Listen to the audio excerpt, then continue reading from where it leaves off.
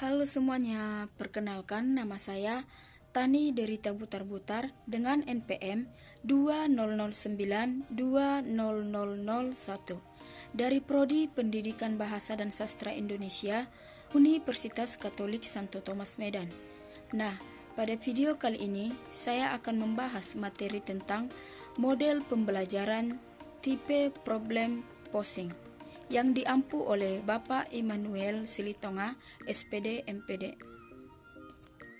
Baiklah, yang pertama saya akan membahas tentang pengertian model pembelajaran tipe problem posing.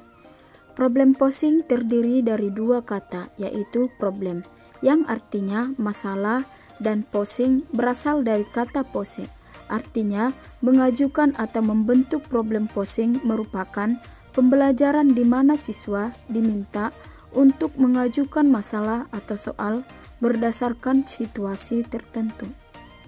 Selanjutnya, pengertian menurut para ahli. Menurut Asy'ari pada tahun 2000 halaman 5 mengartikan bahwa model pembelajaran problem posing dengan pembentukan soal atau merumuskan soal atau menyusun soal. Sedangkan menurut Silver mencatat bahwa istilah menanyakan soal biasanya diaplikasikan pada tiga bentuk aktivitas kognitif yang berbeda, yaitu sebagai berikut.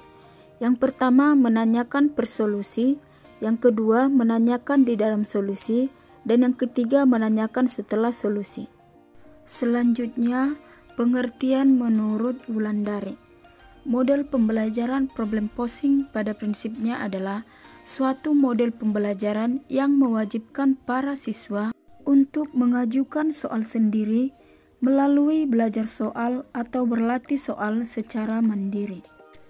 Berdasarkan pendapat para ahli di atas, dapat disimpulkan bahwa model pembelajaran problem posing adalah model pembelajaran yang mewajibkan siswa belajar melalui pengajuan soal dan pengerjaan soal secara mandiri tanpa bantuan guru.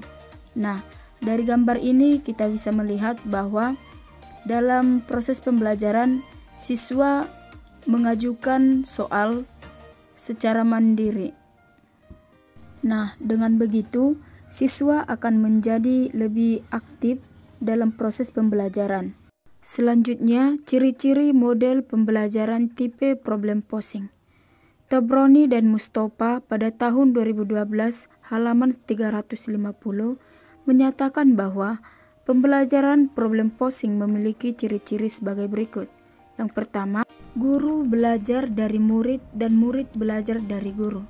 Yang kedua, guru menjadi rekan murid yang melibatkan diri dan menstimulasi daya pemikiran kritis murid-muridnya serta mereka memanusiakan. Yang ketiga, manusia dapat mengembangkan kemampuannya untuk mengerti secara kritis dirinya dan dunia tempat ia berada. Yang keempat, pembelajaran problem posing senantiasa membuka rahasia realita yang menantang manusia, kemudian menuntut suatu tanggapan terhadap tantangan tersebut. Yang ketiga, langkah-langkah model pembelajaran tipe problem posing. Menurut Suyitno pada tahun 2004 halaman 31-32 menjelaskan penerapan model pembelajaran problem posing adalah sebagai berikut. Langkah pertama, guru menjelaskan materi pelajaran kepada para siswa. Penggunaan alat peraga untuk memperjelas konsep sangat disarankan. Langkah kedua, guru memberikan latihan soal secukupnya. Selanjutnya, langkah ketiga, siswa diminta mengajukan satu atau dua buah soal yang menantang, dan siswa yang bersangkutan harus mampu menyelesaikannya.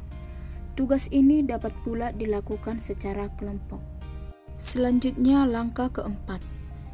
Pada pertemuan berikutnya, secara acak, guru menyuruh siswa untuk menyajikan soal temuannya di depan kelas. Dalam hal ini, guru dapat menentukan siswa secara selektif berdasarkan bobot soal yang diajukan oleh siswa. Selanjutnya, langkah kelima, guru memberikan tugas rumah secara individual. Selanjutnya, yang keempat, jenis-jenis problem posing. Berdasarkan situasi atau informasi, pembelajaran problem posing yang diklasifikasikan menjadi 3 jenis, yaitu yang pertama, problem posing bebas, yang kedua, problem posing semi terstruktur, yang ketiga, problem posing terstruktur.